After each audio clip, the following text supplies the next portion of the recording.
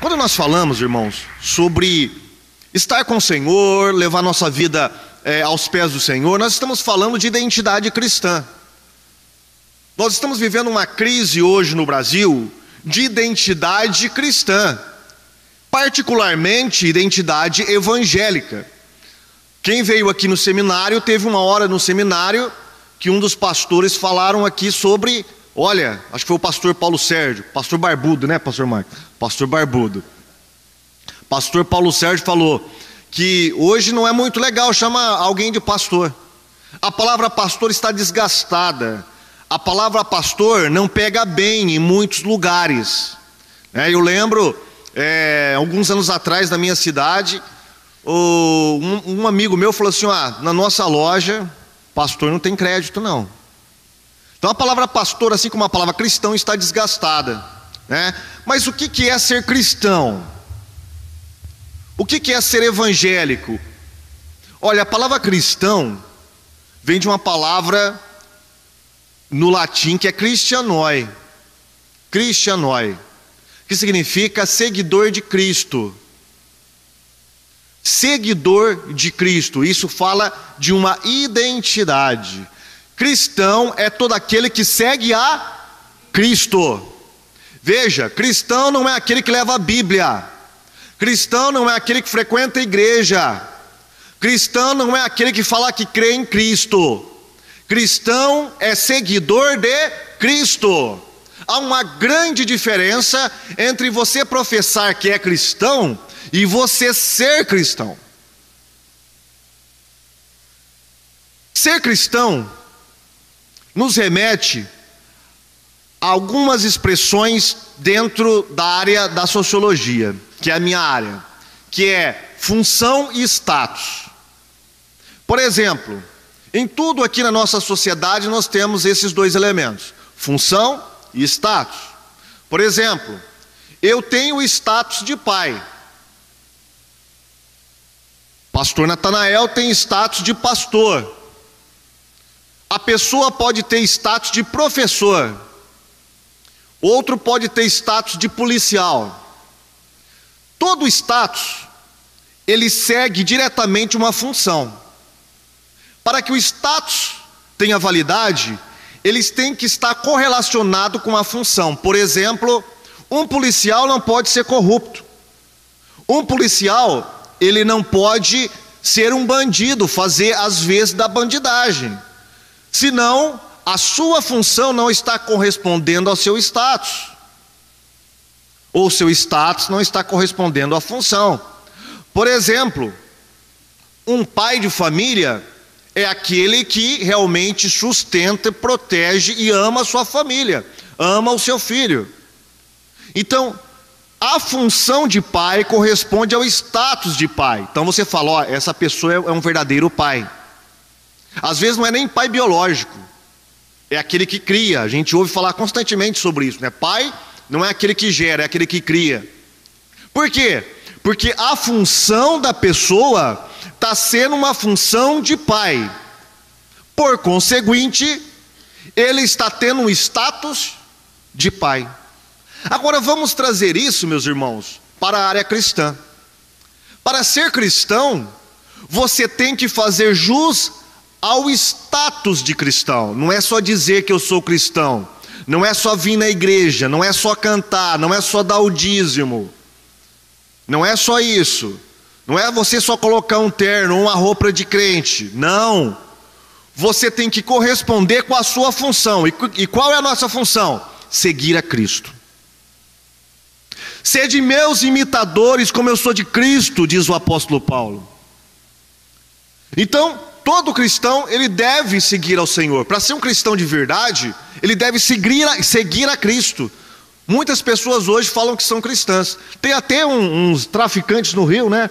Que está lá fazendo o maior terror nos centros espíritas. E muitos estão chamando eles ali de cristãos. Mas na verdade, logicamente que isso não é cristão. Isso é só loucura da nossa modernidade, né? Do nosso mundo onde nós estamos vivendo. Nós estamos dentro de um liquidificador, onde as coisas estão todas misturadas, gente. Estava conversando com o pastor hoje na hora do almoço. A minha esposa me mostrou esses tempos agora um pai de santo devoto de Exu, mas que é um combatedor ferrenho da ideologia de gênero e da esquerda. Olha que coisa maluca, você não tem isso. Que coisa doida. Enquanto nós temos uma inversão, pastores que estão defendendo todas essas heresias. Então nós estamos num mundo complicado. Agora, para ser cristão não basta falar que você é apenas cristão. Você tem que corresponder, seguindo a vida de Cristo, seguindo os passos de Cristo. Quando eu falo em seguir a Cristo, eu estou falando de uma coisa bem básica na vida cristã. Eu estou falando de maturidade cristã. E o interessante é que a Bíblia fala, e ela leva o cristão a subir degraus, a se elevar de posições na sua vida cristã. Quando você aceita Jesus, você começa pequenininho, você começa como um neném. A Bíblia chama isso de novo nascimento. Você nasce no reino de Deus. E todo neném é bonitinho, né? Todo neném é bonitinho, né? Todo neném parece com joelho, a minha mãe fala. Tudo tem cara de joelho, é tudo igual, tudo bonitinho. Mas todo mundo fala, ó, parece com o pai, parece com a mãe, né? Daqui um pouquinho ela vai pegando as feições de cada um. Mas o nenê, ele é engraçadinho. Só que o nenê, ele tem os seus perigos, tem os seus problemas. Ele é bonitinho, tudo que ele pede você dá, não é? A minha esposa costumava falar assim, ó, Deus ele trata o novo convertido como se fosse um nenenzinho mesmo. Tudo que o novo convertido pede, Deus dá. Deus dá. Por quê? É um nenê, ele não sabe de muitas coisas. Ele não pode ser testado, pastor Marcos. Um nenê não pode ser testado, pelo amor de Deus. Semanas atrás, antes de eu vir para o seminário, eu participei de uma discussão na Câmara Municipal a respeito da ideologia de gênero, a respeito da escola sem partido. E ali no meio, ali antes de entrar, né, para a Câmara Municipal, eu estava conversando com algumas pessoas ali que eram contrárias, né, que eram de esquerda. E essas pessoas têm uma ideia completamente diferente da nossa, né? E ali eu estava perguntando para ela, né, sobre como que ela encararia essa questão da ideologia de gênero, sendo que eu tive prova na minha vida que eu fui doutrinado dentro da faculdade. E ela falou assim, não, isso não é nada disso, não existe isso e tal. E aí fomos pulando para outros assuntos e chegamos na questão das crianças, né? Das leis que proíbem bater em criança. Então ela disse para mim, você bate no seu filho? Você é a favor disso? Isso é violência. Eu falei assim, você tem que entender o seguinte, criança, ela não entende outra linguagem, ela não entende a linguagem abstrata. Você não pode simplesmente chegar e conversar com uma criancinha, falar, filho, olha, isso não pode porque é uma questão moral, porque está errado, tem o certo. Elas não entendem isso. Elas entendem o fisiológico, ou seja, quando você dá umas palmadinhas nela. E é por isso que a Bíblia, ela é muito sábia nessa hora. Ela fala para você corrigir o seu filho, que você vai livrar a alma dele do inferno. Por quê? Porque criança, ela não faz abstração, ela não entende. Ela entende onde? Aqui, ó. Conforme ela vai crescendo e vai abstraindo, ela vai começando a entender, aí você começa a dialogar com ela. Você começa a dialogar com a criança. Aí sim ela pode entender. Você entra num diálogo, aí a correção vem pelo diálogo. Olha que interessante. Agora vamos trazer isso para a vida espiritual. Na vida espiritual, Deus não pode exigir muito do crente pequeno, o crente nenê, não é? Mas conforme ele vai crescendo, Deus vai começando a conversar com ele de modo diferente. É como a gente faz na nossa vida terrena. Então, irmãos, maturidade cristã é um modo excelente, exigido por Deus por todos os crentes, para todos os crentes. Paulo fala para nós chegarmos até a estatura de Cristo. Para nós chegarmos à estatura de Cristo, a estatura de varão perfeito.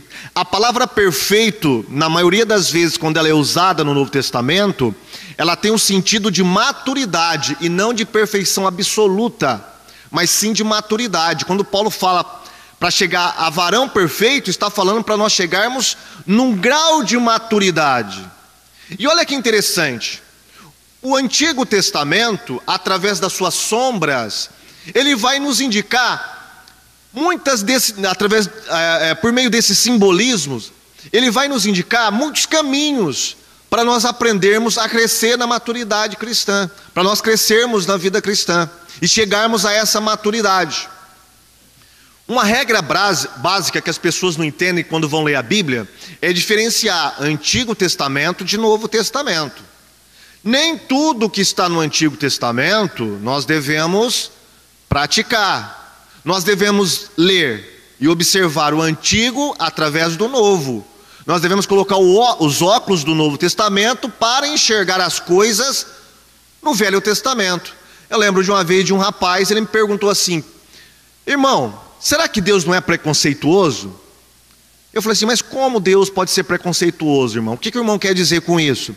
Olha, lá no Antigo Testamento, para alguém ser sacerdote, era exigido que a pessoa não podia ser anã, a pessoa não podia ter um dedo mutilado, a pessoa não podia ter nem sardinhas no rosto, a pessoa tinha que ser perfeita. E aqueles coitados que não tinham nada disso, nunca poderia ser sacerdote? Eu falei assim: não poderia. E eu vou te dizer por que não poderia. Porque tudo que estava no ministério do Antigo Testamento, no ministério mosaico, ele apontava para Cristo. O Antigo Testamento é como se fosse uma seta enorme, gigante, apontando para a cruz, apontando para a pessoa, para o ministério de Cristo. Então, quando você olha para o Antigo Testamento e quando você vê o sumo sacerdote, pode ter certeza, o livro de Hebreus fala que ele apontava para Cristo, o sumo sacerdote perfeito. É por isso que o sacerdote tinha que ser irrepreensível no Antigo Testamento, porque o nosso Deus, Jesus Cristo, é o Deus irrepreensível, é o Deus homem irrepreensível. Tudo que apontava do antigo para o novo tem o seu cumprimento em Cristo. Então, dessa maneira, Deus não poderia deixar, por exemplo, o Lula ser sumo sacerdote, gente. Anãozinho faltando um dedo, nunca seria sumo sacerdote. Nunca, né? Imagina o Lula como sumo sacerdote, né? Imagina isso. Ia chamar o José Dirceu, né, para ser levita, a Dilma para cantar ali como profetisa, e aí ia virar uma bagunça total, né? Deus nos livre dessa religião. Mas, enfim, Deus, ele, através do tabernáculo, ele vai nos ensinar como ter maturidade cristã. E é isso que eu quero falar com vocês nessa noite. Eu quero que você abra a sua Bíblia no capítulo 40 de Êxodo, por gentileza.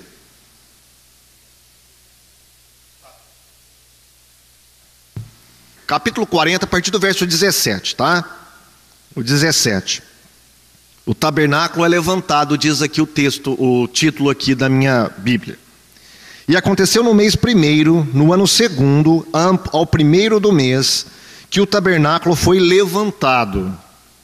Porque Moisés levantou o tabernáculo e pôs as suas bases, e amou as suas tábuas, e meteu nele os seus varais, e levantou as suas colunas. E estendeu a tenda sobre o tabernáculo, e pôs a coberta da tenda sobre ela, em cima, como o Senhor ordenara a Moisés.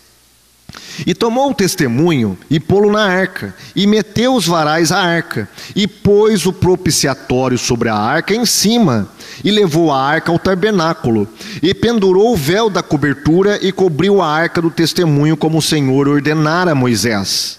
Pôs também a mesa da tenda da congregação, ao lado do tabernáculo, para o norte, fora do véu, e sobre ela pôs em ordem o pão, perante o Senhor, como o Senhor ordenara a Moisés.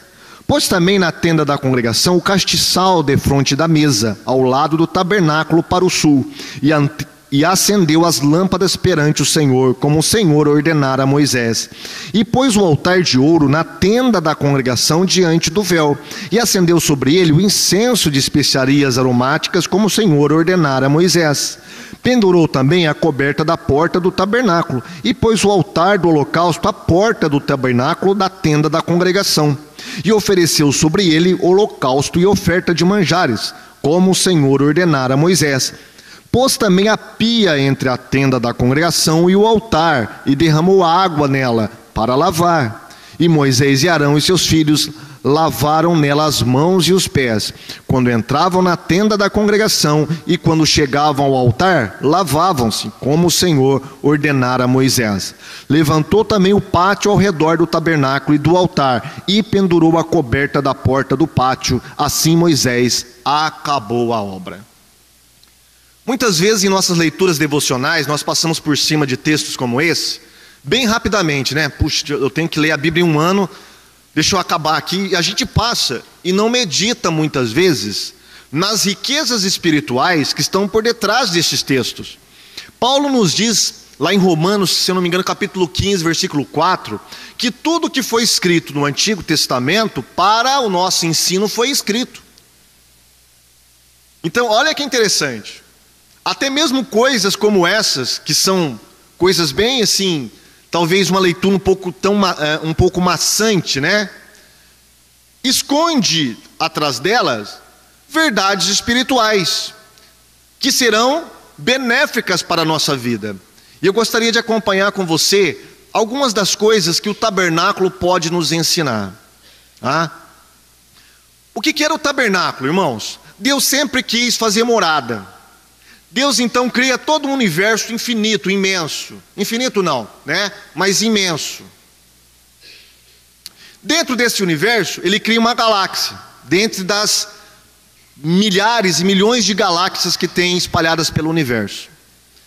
Dentro dessa galáxia, ele escolhe um planetinha chamado Terra.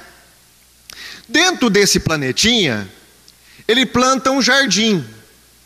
Dentro de um continente. Dentro desse continente tem uma faixa ali próxima, onde ele planta esse jardim. O homem peca, mas Deus não desiste do plano de morar entre os homens. Porque com Adão, a Bíblia nos diz que na viração do dia, Deus aparecia e conversava com Adão. Era uma comunhão direta. Agora o homem peca, rompe essa comunhão, mas Deus não desiste. Ele mata um cordeiro antes da fundação do mundo. Esse cordeiro é seu próprio filho. Você pode dar glória a Deus por isso? Sua salvação já estava prevista antes da fundação do mundo, meu irmão. Está em Cristo. Deus então escolhe um homem dentre milhares de homens que existiam naquela época. Esse homem chamava-se Abraão. Desse homem, Deus leva ele para uma terra e fala assim: ó, essa terra pequenininha aqui que eu vou te dar. Se você pegar a terra de Israel, irmãos, e olhar do mapa, né, de uma visão mais macro, o Google Earth, por exemplo, você vai ver que é uma coisinha assim, insignificante. Tanto é que tem uma parte na Bíblia que chama de vermezinho de Jacó. Deus chama ele de vermezinho de Jacó. Uma coisa pequenininha, insignificante.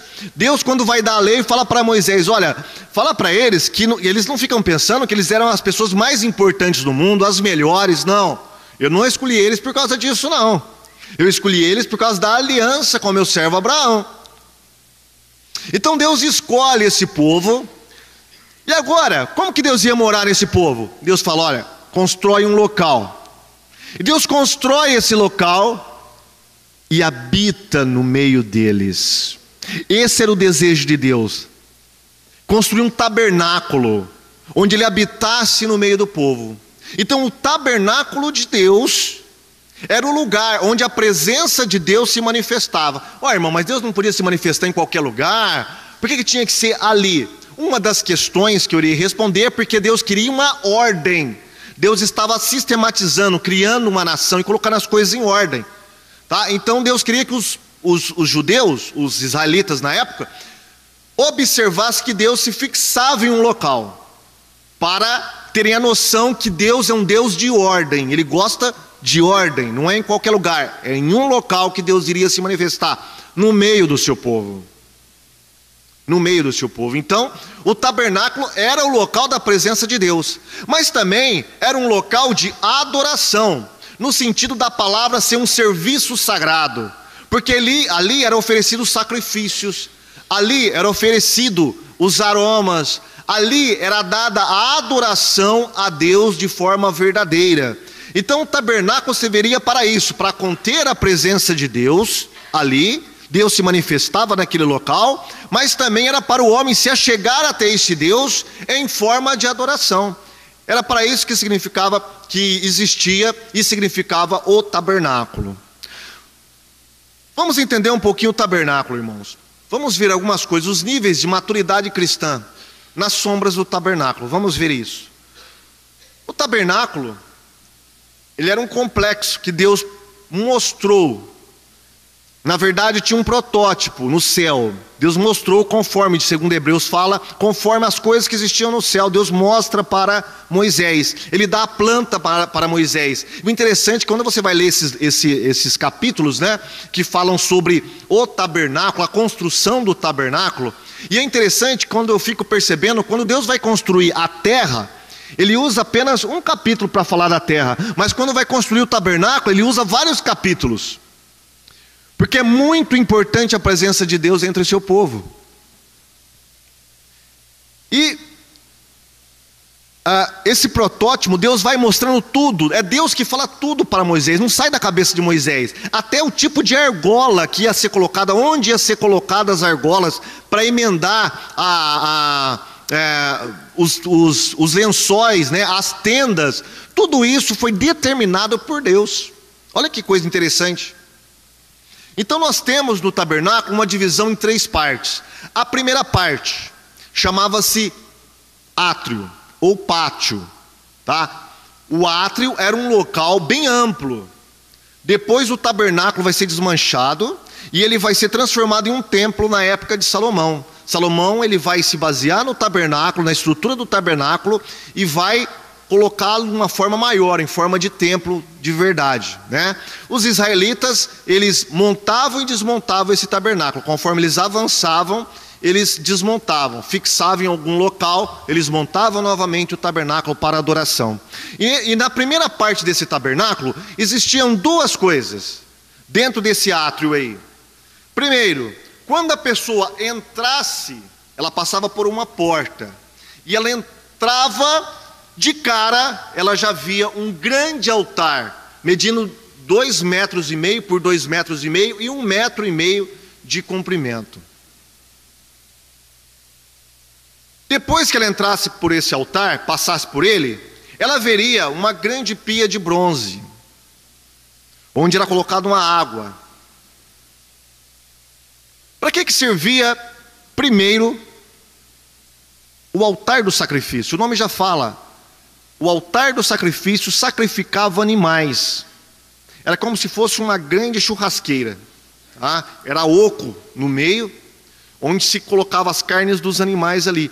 Nas pontas, chamada de chifres, os animaizinhos eram amarrados para ficar ali, para ser sacrificado. Seu sangue era derramado e eles eram literalmente assados ali. Os chifres também serviam para que alguém que estava sendo perseguido porque foi acusado de ter cometido um assassinato sem querer, vamos dizer assim, né? Matou alguém sem querer, ele não tem culpa. Segundo a lei, eles deveriam vingar o sangue da pessoa que foi morta. Então, para que essa pessoa inocente não morresse, o que ela fazia? Ela poderia tocar nos chifres do altar, e ali ela era liberta, ela era livre, ela estava em local seguro. Depois isso vai dar origem às cidades de refúgio em Israel. Quando a pessoa sai do altar e caminha mais um pouquinho, ele tem uma pia. Para que servia aquela pia? Após os sacerdotes sacrificar os animais, porque para fazer sacrifício eles iriam se sujar, tá? Tinha que mexer com sangue, com carvão, com um monte de coisas ali. Então, para eles ministrarem dentro do tabernáculo, eles tinham que lavar as mãos, se lavar pé, mão, enfim, eles tinham que ficar limpos. Aí, quando eles ficavam limpos, aí sim, eles estavam autorizados a passar por um véu, o primeiro véu, que entrava em um outro compartimento, chamado Santo Lugar. Nesse compartimento, ele era simples. Quando a pessoa entrasse, se você entrasse frontalmente, você veria do seu lado direito, do norte, ficava ali os pães da proposição. Proposição literalmente significa os pães da face de Deus, ou da presença de Deus. Do lado esquerdo, ele tinha ali o candelabro, o castiçal. São lâmpadas, né? Em forma de braço, 6 braços e uma no meio, 7 braços. E ficava ali queimando 24 horas por dia. De manhã, Arão tinha que acender essas lâmpadas, e à tarde também, na próxima noite, ele tinha lá também que renovar o óleo dessas lâmpadas, porque ela tinha que ficar queimando 24 horas. Os pães da preposição eram trocados de sábado a sábado, e os sacerdotes tinham que se alimentar deste pão. Do lado direito, os pães, do lado esquerdo, o castiçal. Na frente, bem próximo ao segundo véu, nós tínhamos o altar do incenso. O incenso queimava diariamente, não parava de queimar o incenso. Veja bem, irmãos, não havia janelas no tabernáculo, era uma escuridão só. Para você ter uma ideia, a cobertura desse tabernáculo era feito com 5 camadas. Primeiro a de linho, depois com couros de cabra, e por aí ia, cada uma mais pesada do que a outra. Era uma escuridão tremendo. Quem que iluminava o tabernáculo? Apenas o candelabro. Apenas o candelabro. Então, quando a pessoa passava por esses 3 mobiliários, ela estava apta a passar para o segundo véu. Mas quem poderia entrar no segundo véu? Apenas uma pessoa, uma vez por ano: o sumo sacerdote, santificado ao extremo. Santificado ao extremo. Então, uma vez por ano, ele fazia expiação por todo o povo de Israel. E o que existia nesse local? Existia unicamente uma peça. Existia a Arca da Aliança. Em cima da arca existia uma tampa chamada de propiciatório. A palavra propiciatório significa aquilo que faz o apaziguamento entre a divindade e o homem. Estava apaziguando a ira de Deus. Em cima dessa tampa existia, Deus mandou Moisés fazer 2 querubins enormes, tá? Que iam cobrir toda esta tampa, de modo que uma asa tocaria na outra. E Deus fala: do meio dos querubins eu falarei com você. Dentro da arca o que tinha? Tinha as tábuas dos 10 mandamentos, tinha a vara de Arão que floresceu, e tinha um resto do maná que Deus deu aos israelitas. Somente essas 3 coisas. E o que nós podemos aprender com isso, irmãos? É que quando você se converte na sua vida cristã, para você entrar na vida cristã, você tem que passar pela porta. E quem é a porta? Jesus. Quando você aceita Jesus Cristo, você entra para a porta da vida eterna. Você entra para um local diferente. Você estava lá fora. Você estava perdido, mas de repente você encontra uma porta chamada Jesus, e você toma coragem, você se arrepende dos seus pecados, você entra por ela. Quando você passa pela porta, você dá de cara com uma nova vida, você tem uma nova visão, as coisas começam a fazer sentido para você, você começa a entender muitas coisas que você não sabia antigamente. Você começa a ter uma nova mente, e você começa a ver as coisas de modo nítido. Lá fora tudo era sombra. Agora, a partir do momento que você passa pela porta que é Jesus, as coisas começam a ter sentido na sua vida.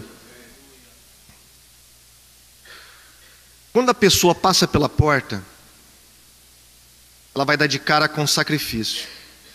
E é interessante, eu quero falar sobre as pessoas que estão no átrio. No átrio, todo mundo podia participar, tá? Pessoas doentes, pessoas que estavam com algum problema, mulheres, todo mundo podia participar ali. No templo de Salomão, até os gentios podiam ficar uma certa parte ali. Todo mundo, sacerdote, sumo sacerdote, enfim, todo mundo podia ficar no átrio. O átrio era cheio, tinha muita gente no átrio. E uma coisa interessante é que o mobiliário do átrio era feito de cobre. Feito de cobre. Você não ouve falar sobre ouro no pátio. Não é ouro, é cobre. O que isso quer dizer para nós? Tem muitas pessoas, e a maioria delas cristãs, elas ficam apenas no átrio. Elas não conseguem avançar na sua vida cristã para o resto do tabernáculo. Elas continuam, talvez ela passe a vida inteira no átrio. E o que é o átrio? O átrio é a preocupação apenas com o sacrifício e com a lavagem. Olha, Jesus me libertou, Jesus me salvou. É aquelas pessoas que só vê isso, só vê a salvação. Jesus para elas é unicamente Salvador. Elas não conseguem ver além disso. Ela está preocupada apenas com o perdão dos seus pecados, em que Jesus se sacrificou por elas. Então é aqueles crentes que você vê que está constantemente pedindo perdão. É aqueles crentes que a gente chama de crentes, às vezes crentes carnais, ou crentes que dão problema na igreja, né? Constantemente ele está caindo e voltando, caindo e voltando. Aí ele volta, pede perdão, se agarra no chifre lá do altar, vai lá, vem para a igreja, lava um pouquinho as mãos, se purifica. De repente ele sai de novo do átrio. É aquele crente que permanece no átrio. A preocupação dele é perdão dos seus pecados, só isso. Jesus para ele é unicamente o Salvador, só isso. E de fato Jesus é o nosso Salvador. De fato Jesus nos libertou e o seu sangue nos lava de todos os nossos pecados.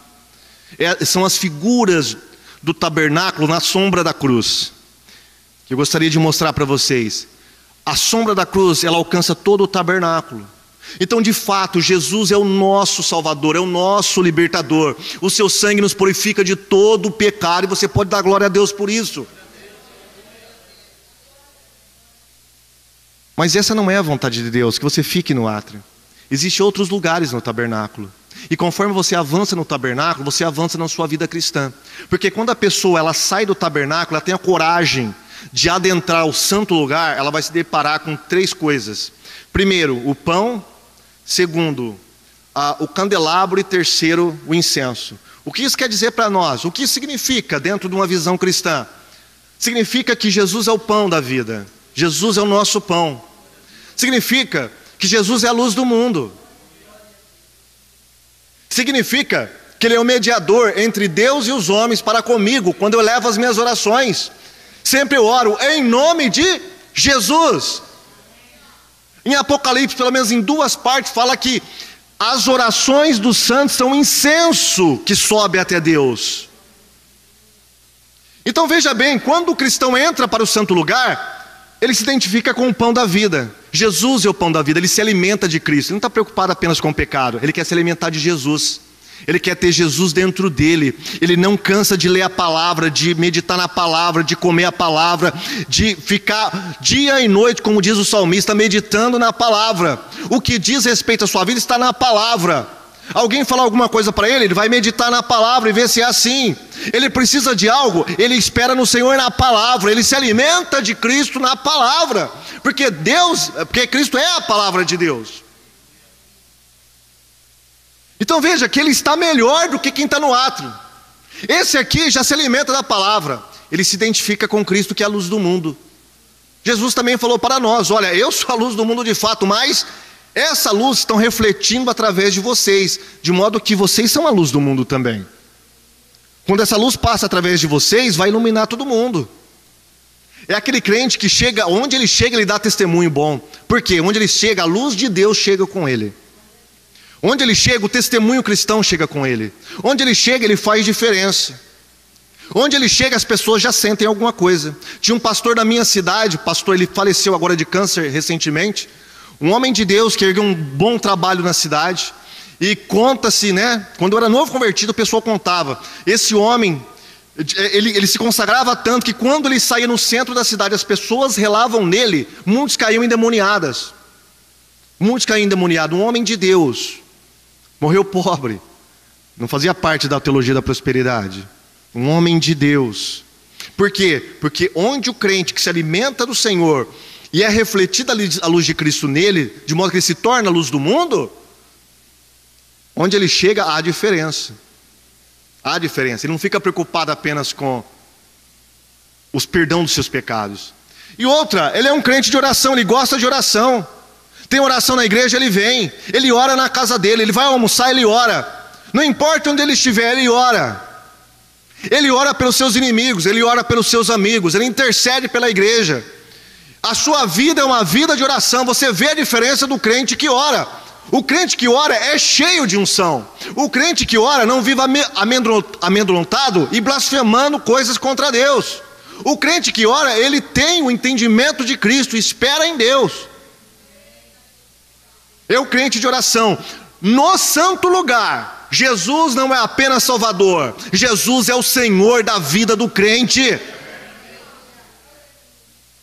Jesus, para aquelas pessoas que estão no átrio, é apenas o Salvador.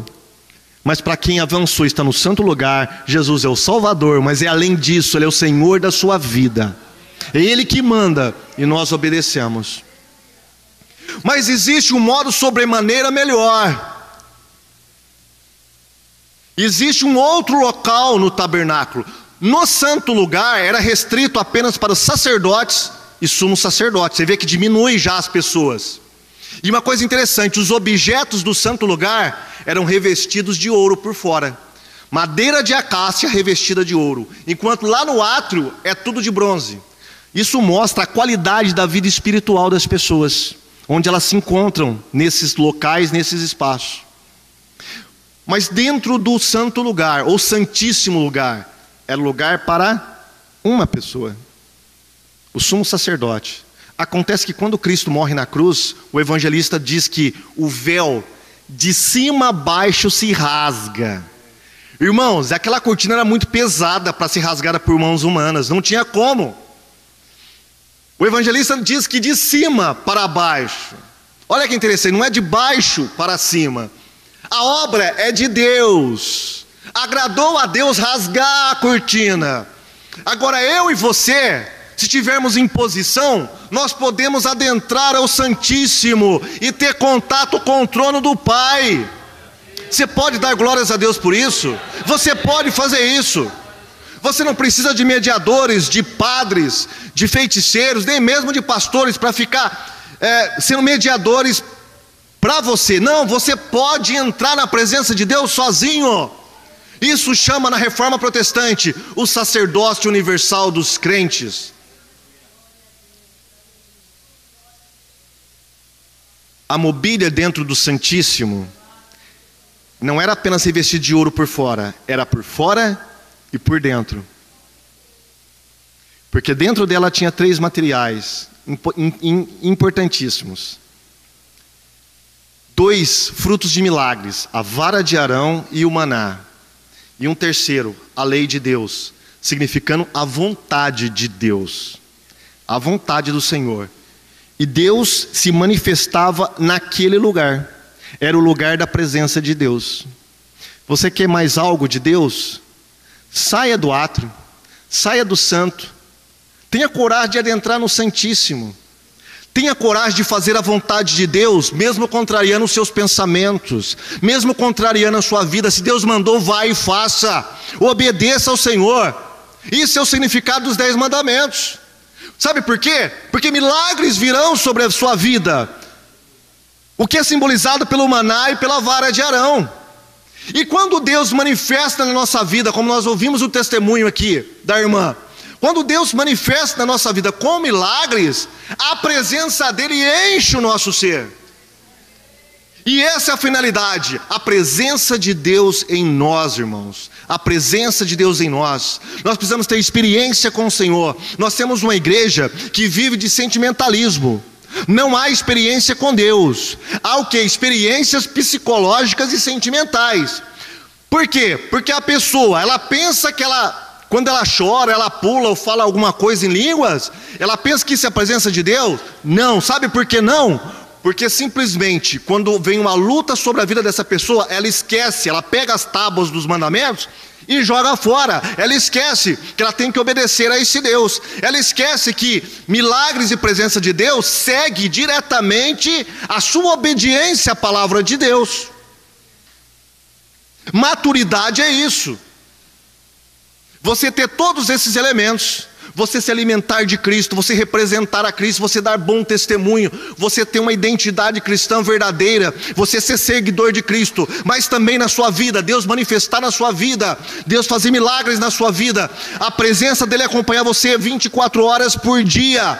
Mas tem momento, irmãos, que a presença de Deus você não vai sentir ela. Aí é o momento de você se agarrar à sua palavra e falar: não, está aqui mesmo que eu não sinta a presença de Deus, mas a palavra dele está aqui e eu vou cumpri-la, custe o que custar. Isso é maturidade cristã. Peço que medite nessa palavra, fique com essa palavra, pegue ela, faça como o boi, né? Vai ruminando ela durante essa semana. E Deus vai abençoar a sua vida, no nome de Jesus. Amém.